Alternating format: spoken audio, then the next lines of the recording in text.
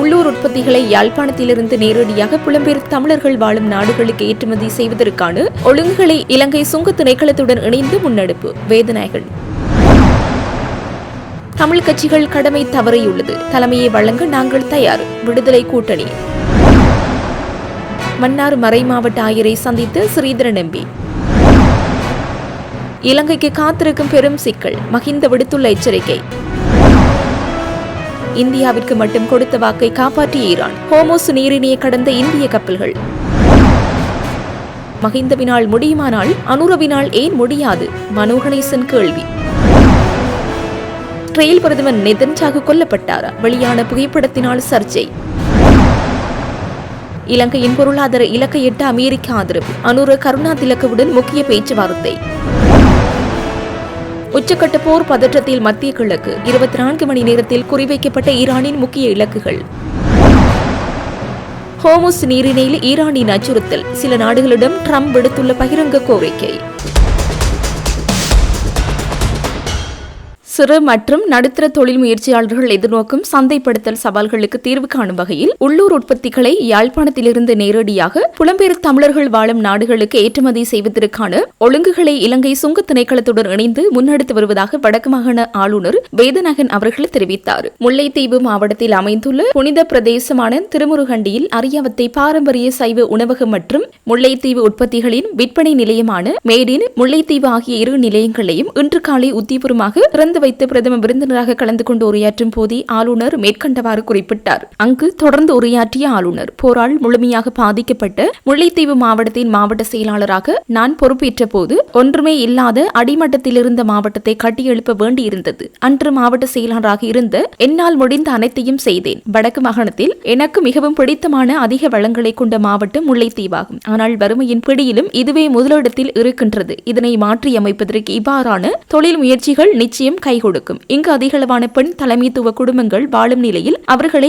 வாழ்வாதார ரீதியில் உயர்த்திவிட வேண்டிய பொறுப்பு எமக்குள்ளது. இதற்கு பெரும் பங்களிப்பு செய்யும் கனேடிய தமிழர் பேரவைக்கு எனது மனமார்ந்த நன்றிகளை தெரிவித்துக் கொள்கிறேன் என்றார். மேலும் குறித்த காணி ஒதுக்கீடு தொடர்பில் நினைவு கூர்ந்த ஆளுநர் இந்தபடியே மிகவும் பொருத்தமானவர்களுக்கு வழங்கப்பட்டமை தொடர்பில் நான் பெரும் மகிழ்ச்சி அடைகிறேன். மாவட்ட செயலாளராக நான் பணியாற்றிய காலத்திலேயே திருமுருகண்டி ஆலயத்திற்கு அருகில் உள்ள இந்த காணியை சிவபூமி அறக்கட்டளைக்கு வழங்கினேன். பின்னர் அவர்களின் வேண்டுகோளின் பேரில் அகில இலங்கை இந்து மாமன்றத்திற்கு கையளிக்கப்பட்டது. அன்றைய காலகட்டத்தில் இந்த காணிகளை பாதுகாத்து பொருத்தமானவர்களுக்கு வழங்குவதற்கு நாம் பாரிய சவால்களையும் அழுத்தங்களையும் எதிர்கொண்டோம். அந்த அதிகூடிய அழுத்தங்களுக்கு மத்தியில் நாம் இந்த காணிகளை பாதுகாத்தோம் என்பதையும் இங்கு சுட்டிக்காட்ட விரும்புகின்றேன் என தெரிவித்தார். இந்த நிகழ்வுக்கு தலைமை தாங்கி உரையாற்றிய முல்லைத்தீவு மாவட்ட செயலாளர், இரண்டாம் உலகப் போரின் பாரிய அழிவிலிருந்து ஜப்பான் மீண்டெழுந்து மேட் இன் ஜப்பான் என்ற வர்த்தக நாமத்தை உலக புகழடைய செய்ததை போன்று போரிலிருந்து மீண்டெழுந்து கொண்டிருக்கும் முல்லைத்தீவு மாவட்டத்தின் மேட் இன் முல்லைத்தீவு என்ற நாமும் உலகளாவிய ரீதியில் பிரபலமடைய வேண்டும் என தெரிவித்தார். அதனைத் தொடர்ந்து உரையாற்றிய யாழ்ப்பாணத்தில் உள்ள இந்திய துணை தூதரகத்தின் கன்சியுலர் ஜெனரல் ஸ்ரீ சாய் முரளி, உள்ளூர் உற்பத்தியாளர்களுக்கு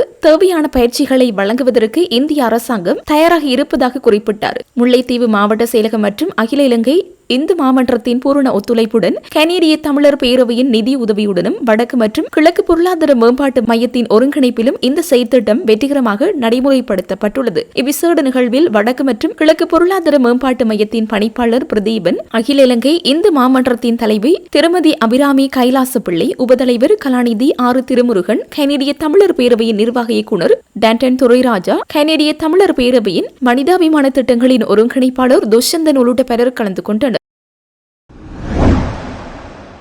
சுயநலம் குடிகொண்டுள்ள தமிழ் கட்சிகள் தங்களது கடமைகளை தவறிவிட்டது. எனவே அந்த இடைவெளியை தமிழர் விடுதலை கூட்டணி நிரப்பும் என்று அதன் ஊடக பேச்சாளரும் தேசிய ஒருங்கிணைப்பாளருமான சுதாகரன் தெரிவித்தார். வவுனியாவில் இன்று இடம்பெற்ற ஊடகவியலாளர் சந்திப்பில் கலந்து கொண்டு கருத்து தெரிவிக்கும் போதே அவர் இவ்வாறு தெரிவித்தார். தமிழர் விடுதலை கூட்டணி இப்பொழுது வேகமாக முன்னேறுகின்ற ஒரு கட்சி. தமிழர்களுக்கு தலைமைத்துவத்தை வழங்குவதற்காக வேகமாக முன்னேறுகின்ற ஒரு கட்சியாக தமிழர் விடுதலை கூட்டணி இருக்கின்றது. அதற்கு சில உதாரணங்களை நான் கூற வேண்டிய தேவை இருக்கின்றது. இலங்கையின் வரலாற்றிலே ஐக்கிய தேசிய கட்சியும் ஸ்ரீலங்கா சுதந்திர கட்சியும் பிரதான கட்சிகளாக இருந்தன. ஆனால் 1972ஆம் ஆண்டு 3/2 பெரும்பான்மையுடன் வந்த சுதந்திர கட்சி 1977இல் வெறும் 6 ஆசனங்களை மாத்திரம் பெற்று படுதோல்வி அடைந்தது. அதன் பின்னர் சுதந்திர கட்சி இந்த நாட்டிலே வராது என்ற ஒரு நிலைக்கு ஐக்கிய தேசிய கட்சி வளர்ந்திருந்தது. ஆனால் ஜெயராஜ் பெர்னாண்டோ பிள்ளை, SP திசநாயக்கா, மங்கள சமரவீர, மஹிந்த அமரவீர போன்ற 4 இளைஞர்கள் அந்த கட்சியை புனரமைக்க தொடங்கினார்கள். இறுதியில் அந்த கட்சி ஒரு பிரதான கட்சியாக அதாவது இலங்கையில் முளிர தொடங்கியது. இன்னுமொரு உதாரணம், 1944ஆம் ஆண்டு 2ஆம் உலக மகா யுத்தத்தின் போது இங்கிலாந்தில் லேபர் பார்ட்டி அதாவது தொழிலாளர் கட்சி தான் பிரதான கட்சியாக இருந்தது. அத்துடன் தோற்ற தொழிலாளர் கட்சி 1997ஆம் ஆண்டு மட்டும் அவர்களால் ஆட்சி அமைக்க முடியவில்லை. அந்த அளவுக்கு அந்த கட்சி பின்னடைவை சந்தித்தது. ஆனால் Tony Blair, David Miliband, Gordon Brown போன்ற இளைய தலைவர்கள் அந்த கட்சியில் முளைத்தெழுந்து அந்த கட்சியை தூக்கி நிறுத்தி நீண்ட காலமாக இங்கிலாந்தின் ஆட்சி, இன்றைக்கும் அந்த கட்சியின் ஆட்சி தான் அங்கே அமைந்து கொண்டிருக்கிறது. அவ்வாறுதான் தமிழர் விடுதலை கூட்டணி கடந்த சில ஆண்டுகளாக பின்னடைவை சந்தித்திருந்தது. இப்பொழுது தாராளமான இளைஞர்கள் தமிழர் விடுதலை கூட்டணிக்கு வந்து சேர்ந்திருக்கிறார்கள். மத்திய குழு பொதுச்சபையில் இருக்கின்ற ஏராளமானவர்கள் இளைஞர்கள், அவர்கள் வைத்தியர்கள் இருக்கிறார்கள், பொறியியலாளர்கள் இருக்கிறார்கள், வங்கியாளர்கள் இருக்கிறார்கள். அவ்வாறு அறிவு படைத்தவர்கள் எங்களுக்கு வழிகாட்டி கொண்டிருக்கிறார்கள். அந்த அடிப்படையில் தான் தமிழர் விடுதலை கூட்டணி இன்று முன்னிலையில் திகழ்கின்றது. அவை தயவு செய்து இன்று தமிழ் மக்கள் தலைமைத்துவம் அற்ற நிலையில், மிகவும் மோசமான நிலையில் தமிழ் மக்கள் வாழ்ந்து கொண்டிருக்கிறார்கள். அவை தமிழ் மக்கள் எம் மீது 100% நம்பிக்கை வைக்கலாம். உங்களது நம்பிக்கை வீண் போகாது. நாங்கள் சரியான வகையில் இந்த மீண்டும் தந்தை செல்வாவாலும் ஜிஜி பொன்னம்பலத்தாலும் உருவாக்கப்பட்ட கட்சி 1972 தந்தை செல்வா தமிழரசு கட்சியை நிறுத்திவிட்டார். அதன் பின்னர் தமிழர் விடுதலை கூட்டணி தான் தமிழ் மக்களின் பிரதான கட்சியாக இருந்தது. அந்த நேரத்தில் தமிழ் மக்கள் ஒரு நல்ல வாழ்க்கை வாழ்ந்தார்கள். என்று தமிழர் விடுதலை கூட்டணியின் தலைமைத்துவம் அதாவது தளர தொடங்கியதோ அன்று தமிழ் மக்களின் வாழ்க்கையும் தளர தொடங்கிவிட்டது. ஆகவே அந்த வகையில் நான் மீண்டும் கூறுகிறேன், அதாவது இளைஞர்கள் எம்முடன் வந்து இணையுங்கள்.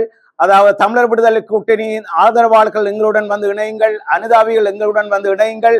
நாங்கள் மீண்டும் அதாவது இந்த தமிழர் விடுதலை கூட்டணி வளர்ச்சி அடையுமாக இருந்தால், தமிழர் விடுதலை கூட்டணி மீண்டும் தமிழ் மக்களுக்கு தலைமை தாமமாக இருந்தால், அது இலங்கை தமிழ் மக்களுக்கு மாத்திரமல்ல, இலங்கை சிங்களவர்களுக்கும் இலங்கை நாட்டுக்குமே அது பொருளாதார ரீதியாக, சுகாதார ரீதியாக, கல்வி ரீதியாக விமர்சனத்தை நிச்சயமாக இந்த நவீன உலக பாதையில் நாங்கள் இட்டு செல்வோம் என்பதற்கு மாற்று கருத்துக்கு இடமில்லை.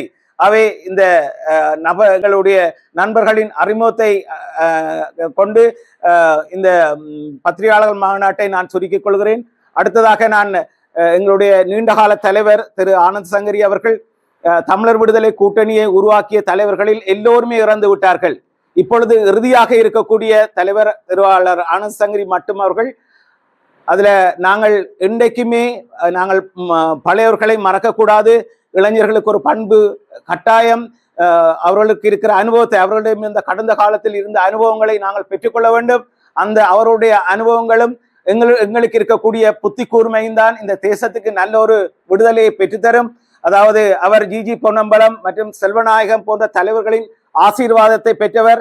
ஜிஜி பொன்னம்பலம் இறக்கின்ற பொழுது ஆனந்த் சங்கரி அண்ணருக்கு சொல்லிவிட்டு போனார். சென்னையில் வைத்து Anand Sankari keep the flag flying என்று சொன்னார். அவர் உதயசூரியன் கொடியைத்தான் பறக்க விட வேண்டும் என்று சொன்னார். அது மாதிரி தந்தை செல்வாவும் அவருக்கு ஒரு ஆசீர்வாதத்தை வழங்கினார். அவ்வாறு ஆசீர்வாதம் பெற்று நேரடியாக தந்தை செல்வாவுடன் ஜிஜி பொன்னம்பலத்துடனும் இருந்த ஒரே தலைவர் திரு ஆனந்த சங்கரி. அவரை நாங்கள் அனுசரித்து தான் இந்த கட்சியை, அவர்தான் இந்த கட்சியை கட்டி காப்பாற்றி கொண்டிருக்கிறார். ஆகவே இந்த சந்தர்ப்பத்தை நாங்கள் தந்ததுக்கும் எங்களது வவுனியா ஊடகவியலாளருக்கும் இதில் நன்றி சொல்லி நான் இதை நிறுத்திக் கொள்கிறேன். நன்றி, வணக்கம். தமிழ் கட்சியின் போக்கானது தமிழ் மக்கள் நிரந்தரமான எதிர்கால அரசியல் தீர்வுகளுக்கு ஏற்றது போல சரியான பாதையில் பயணிக்கிறதா உங்களது நிலைப்பாடு பிடிக்கும்? நிச்சயமாக நாங்கள் இதில் கொண்ட பாரிய கவலைதான் இந்த கட்சியை புனரமைப்பதற்கான காரணம். எந்த ஒரு தமிழ் கட்சிகளும் தமிழ் மக்களின் விடுதலைக்கான சரியான பாதையை அவர்கள் தெரிவு செய்யவில்லை. மிக மிக பிழையான பாதையில் அந்த கட்சிகள் பயணித்துக் கொண்டிருக்கின்றன. இப்பொழுது கட்சிகளில் சுயநலம் குடிகொண்டு விட்டது. அதனால் பொதுநலம் இல்லாமல் போய்விட்டது. இவ்வளவு நாளும் நாங்கள் பொறுத்திருந்ததற்கான காரணமே அவர்களுக்கு தேவையான சந்தர்ப்பம் தமிழ் கட்சிகளுக்கு வழங்கப்பட்டு விட்டது. அதாவது 2009ஆம் ஆண்டு யுத்தம் முடிவடைந்ததன் பின்னர் இன்றைக்கு இவ்வளவு காலப்பகுதியும் அவர்களுக்கான சந்தர்ப்பம் வழங்கப்பட்டது. ஆனால் அவர்கள் தங்களுடைய கடமைகளை சரியாக நிறைவேற்றவில்லை. இலங்கை தமிழரசு கட்சி நாடாளுமன்ற உறுப்பினர் சிவஞானம் ஸ்ரீதரன் மன்னார் மாவட்டத்திற்கு விஜயம் செய்துள்ளார். மன்னார் மறைமாவட்ட ஆயர் அதி வணக்கத்திற்குரிய பேரூருட் கலாநிதி ஞானப்பிரகாசம் அந்தோணி பிள்ளை ஆண்டையை சந்தித்து சமகால அரசியல் நிலவரங்கள் குறித்து கலந்துரையாடினார். மன்னார் ஆயர் இல்லத்தில் நடைபெற்ற இச்சந்திப்பின் போது வடக்கு மற்றும் கிழக்கு மாகாணங்களில் தமிழ் மக்கள் எதிர்கொள்ளும் பல்வேறு நெருக்கடிகள் குறித்தும் சமகால அரசியல் நிலைமைகள் தொடர்பாகவும் விரிவாக கலந்துரையாடப்பட்டது. இச்சந்திப்பின் போது மேனாள் வன்னி மாவட்ட நாடாளுமன்ற உறுப்பினர் சார்ஸ் நிர்மலநாதன் உடனிருந்தார் என்பது குறிப்பிடத்தக்கது.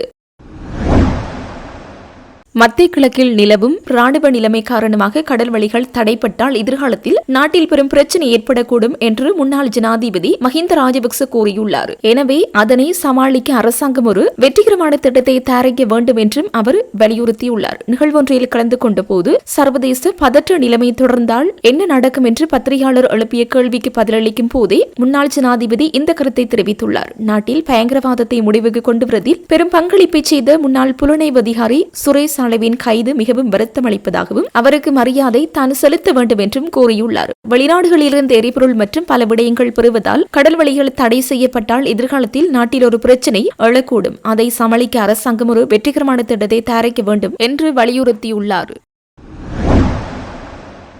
ஹோமோஸ் நீரிணை 2 இந்திய எரிவாயு கப்பல்கள் பாதுகாப்பாக கடந்துள்ளன. அமெரிக்கா இஸ்ரேல் தாக்குதலுக்கு பதிலடி கொடுக்கும் விதமாக ஈரான் ஹோர்மோஸ் நீரிணையை மூடியுள்ளது. அந்த வழியாக செல்ல முயலும் எந்த ஒரு கப்பலும் அழிக்கப்படும் என ஈரான் கடும் எச்சரிக்கை விடுத்துள்ளது. உலகின் 20% எண்ணெய் தேவைக்கான ஏற்றுமதி பாதையாக வளைகுடா நாடுகளை இந்த பாதை உலகத்துடன் இணைத்து வந்தது. எனவே எண்ணெய் எரிவாயு ஏற்றுமதி ஹோர்மோஸ் நீரிணையை மூடலால் பல நாடுகள் கடுமையாக பாதிக்கப்பட்டுள்ளன. இந்தியாவில் இதன் தாக்கம் அதிகரித்து வரும் சூழலில் ஹோர்மோஸ் நீரிணை 2 இந்திய எரிவாயு கப்பல்கள் பாதுகாப்பாக கடந்துள்ளன. முன்னதாக இந்திய கப்பல்களுக்கு மட்டும் ஈரான் இந்த வழியாக செல்ல அனுமதி அளித்ததாக கூறப்பட்டது. பிரதமர் மோடி ஈரான் ஜனாதிபதி மசூத் பெசகியானுடன் அண்மையில் தொலைபேசியில் உரையாடியுள்ளார். மேலும் இரு நாட்டு வெளியுறவு அமைச்சர்களும் பலமுறை பேச்சுவார்த்தை நடத்தினர். இந்நிலையில் ஈரான் அரசாங்கம் அளித்த பாதுகாப்பு உத்தரவாதத்தை தொடர்ந்து ஷாலிக் மற்றும் நந்தா தேவி ஆகிய 2 கப்பல்கள் பதற்றம் நிலவும் ஜலசந்தியை கடந்து பாதுகாப்பான கடற்பகுதிக்கு வந்துள்ளன. 40,000 மெட்ரிக் டன் எல்ஜிபி எரிவாயு ஏற்றி வந்த ஷிவாலி கப்பல் தற்போது இந்திய கடற்படை நேரடி கண்காணிப்பில் உள்ளது. இது இன்னும் 2 நாட்களில் மும்பை அல்லது காண்ட்லா துறைமுகத்தை அடையும் என எதிர்பார்க்கப்படுகிறது. அதுபோல அதிக அளவில் எல்ஜிபி ஏற்றி நந்தா தேவி கப்பலும் நீரிணையை வெற்றிகரமாக கடந்தது. முன்னதாக கேப்டன் மற்றும் மாலுமிகள் உயிரை பணயம் வைத்து மற்றொரு இந்திய எண்ணெய் கப்பல் ஏற்கனவே ஹோர்முஸ் நீரிணையை கடந்து மும்பை வந்தடைந்தது குறிப்பிடத்தக்கது.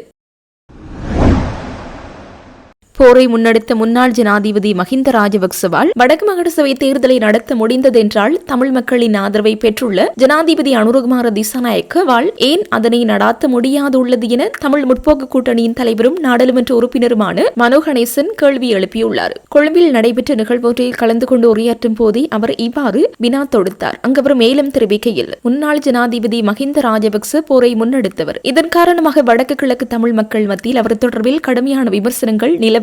மக்கள் தன்னை விமர்சித்த போதிலும் வடக்கு மாகாண சபை தேர்தலை நடாத்துவதற்கு அவர் அன்றைய காலகட்டத்தில் நடவடிக்கை எடுத்தார். ஆனால் இன்று வடக்கு மக்களின் ஆதரவை பெற்றுள்ள ஜனாதிபதி அனுரகுமார திசாநாயக்க தேர்தலை நடத்தாமல் காலம் தாழ்த்துவது ஏன்? ஜனாதிபதி வடக்கு மாகாணத்திற்கு செல்கின்றார். அங்கு மக்களுடன் சுதந்திரமாக நடமாடுகின்றார். புகைப்படங்கள் எடுத்துக் கொள்கின்றார். இது ஆரோக்கியமான விடயம். இதில் எவ்வித தவறும் கிடையாது. இருப்பினும் இவ்வளவு மக்கள் ஆதரவை பெற்றுள்ள ஒரு ஜனாதிபதியால் ஏன் தேர்தலை நடாத்த முடியாதுள்ளது என்பதே எனது கேள்வியாகும். இந்த வினா மிகவும் நியாயமான அல்லவா என்றார்.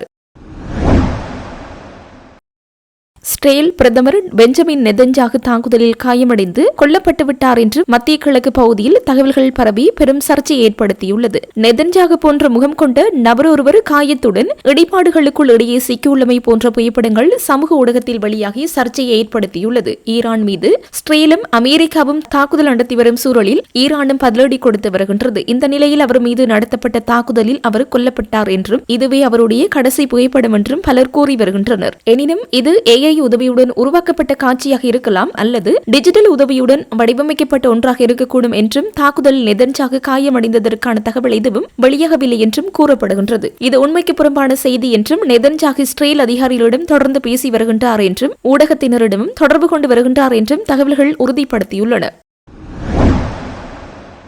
துறைமுகம் மற்றும் சிவில் விமான போக்குவரத்து துறைகளில் இருதரப்பு ஒத்துழைப்பை வலுப்படுத்துவது குறித்து அமெரிக்கா விசேட கலந்துரையாடல்களை மேற்கொண்டுள்ளது. துறைமுகங்கள் மற்றும் சிவில் விமான போக்குவரத்து அமைச்சர் அனுர கருணாதிலக்க மற்றும் அமெரிக்க ராஜாங்க திணைக்களத்தின் தெற்கு மற்றும் மத்திய ஆசிய விவகாரங்களுக்கான பணியகத்தின் அதிகாரிகளுக்கு இடையில் நேற்று இச்சந்திப்பு இடம்பெற்றுள்ளது. இச்சந்திப்பு குறித்து அமெரிக்க ராஜாங்க திணைக்களம் வெளியிட்டுள்ள அறிவிப்பில் பின்வரும் விடயங்கள் சுட்டிக்காட்டப்பட்டுள்ளன. இலங்கையின் துறைமுகம் மற்றும் விமான போக்குவரத்து துறைகளின் தீர்மானமிக்க உள்கட்டமைப்பு வசதிகளை வலுப்படுத்துவதன் மூலம் வர்த்தகம் மற்றும் பொருளாதார வளர்ச்சியை ஊக்குவிக்க முடியும். இந்த துறைகளில் ஏற்படுத்தப்படும் முன்னேற்றமானது இந்தோ பசிபிக் பிராந்தியத்தை மிகவும் பாதுகாப்பான மற்றும் உறுதிமிக்க வளையமாக்குவதற்கு பெரும் பங்களிப்பை வழங்கும். இரு நாடுகளுக்கும் இடையிலான இந்த ஒத்துழைப்பு இலங்கையின் நீண்டகால பொருளாதார இலக்குகளை அடைவதற்கு துணையாக அமையும். இலங்கையின் அமைவிட முக்கியத்துவத்தை பயன்படுத்தி சர்வதேச வர்த்தகத்தில் நாட்டின் பங்களிப்பை அதிகரிப்பது தொடர்பில் இச்சந்திப்பில் விசேட கவனம் செலுத்தப்பட்டது என தெரிவிக்கப்பட்டுள்ளது. மத்திய கிழக்கில் போர் பதற்றம் தொடர்ந்து அதிகரித்து வரும் நிலையில் கடந்த 24 மணி நேரத்தில் ஈரான் பல முக்கிய இலக்குகள் மீது தாக்குதல் நடத்தப்பட்டுள்ளதாக இஸ்ரேல் அறிவித்துள்ளது. ஈரான் அரசின் 200க்கும் மேற்பட்ட முக்கிய உள்கட்டமைப்புகளை குறிவைத்து தாக்குதல் நடத்தப்பட்டதாக இஸ்ரேல் விமானப்படை அறிக்கை வெளியிட்டு உறுதிப்படுத்தியுள்ளது. அதன்படி ஈரானின் மேற்கு மற்றும் மத்திய பகுதிகளில் உள்ள பல முக்கிய ராணுவ மற்றும் பாதுகாப்பு தளங்கள் மீது தாக்குதல் நடத்தப்பட்டதாக தெரிவிக்கப்பட்டுள்ளது. இஸ்ரேலிய விமானப்படை வெளியிட்ட தகவலின்படி கடந்த 24 மணி நேரத்தில் மட்டும் ஈரானின் மேற்கு மற்றும் மத்திய கிழக்கு பகுதி உள்ள 200க்கும் மேற்பட்ட இலக்குகள் தாக்கப்பட்டுள்ளன. புலனாய்வு அமைப்புகளின் தகவல்களின் அடிப்படையில் ஆயிரக்கணக்கான போர் விமானங்கள் ஈரானின் பல பகுதிகளில் விரிவான தாக்குதல்களை மேற்கொண்டதாக கூறப்பட்டுள்ளது. பெய்ரூட் மற்றும் பெக்வா வேலி உள்ளிட்ட பகுதிகளில் ஹிஸ்புல்லா அமைப்பின் ஆயுத கிடங்குகள் குறிவைக்கப்பட்டதாக தெரிவிக்கப்பட்டுள்ளது. சுமார் 10 ஆயுத கிடங்குகள் மீது தொடர் தாக்குதல்கள் நடத்தப்பட்டதாகவும் தகவல்கள் வெளியாகியுள்ளன. குறித்த தாக்குதல்களில் பாலிஸ்டிக் ஏவுகணைகள், வான் பாதுகாப்பு அமைப்புகள் மற்றும் ஆயுத உற்பத்தி நிலையங்கள் உள்ளிட்ட முக்கிய தளங்கள் குறிவைக்கப்பட்டதாக தெரிவிக்கப்பட்டுள்ளது. ஈரானின் முக்கிய நகரங்களான தெஹ்ரான், ஷைரஸ் மற்றும் அபாஸ் ஆகிய இடங்களில் உள்ள ராணுவ உள்கட்டமைப்புகள் மீது தாக்குதல் நடத்தப்பட்டதாக இஸ்ரேல் தெரிவித்துள்ளது. மேற்கு ஈரானின் அக்வாஸ் பகுதியில் உள்ள ஈரான் ஆட்சி அமைப்புகளின் தலைமையகங்களும் இந்த தாக்குதல்களில் குறிவைக்கப்பட்டதாக தகவல்கள் வெளியாகியுள்ளன. இதற்கிடையில் ஆபரேஷன் எபிக் ஃபியூரி என்ற பெயரில் மேற்கொள்ளப்பட்ட ராணுவ நடவடிக்கையின் முதல் வாரத்திலேயே ஈரானில் 3000க்கும் மேற்பட்ட இலக்குகள் தாக்கப்பட்டுள்ளதாக அமெரிக்கா அறிக்கை வெளியிட்டு குறிப்பிட்டுள்ளது. மேலும் இந்த ராணுவ நடவடிக்கையின் வேகம் குறையவில்லை என்றும் தொடர்ந்து தாக்குதல்கள் நடைபெற்று வருவதாகவும் அமெரிக்க ராணுவம் தெரிவித்த நிலையில் ஈரான், இஸ்ரேல் மற்றும் அமெரிக்க இடையிலான மோதல் தொடர்ந்து தீவிரமடைந்து மத்திய கிழக்கு முழுவதும் போர் பதற்றம் அதிகரித்து வருகின்றது. அமெரிக்க ஜனாதிபதி டொனால்ட் ட்ரம்ப் விரைவில் ஸ்ட்ரெய்ட் ஆஃப் ஹோர்முஸ் திறந்ததாகவும் பாதுகாப்பாகவும் சுதந்திரமாகவும் மாற்றப்படும் என்று தெரிவித்துள்ளார்.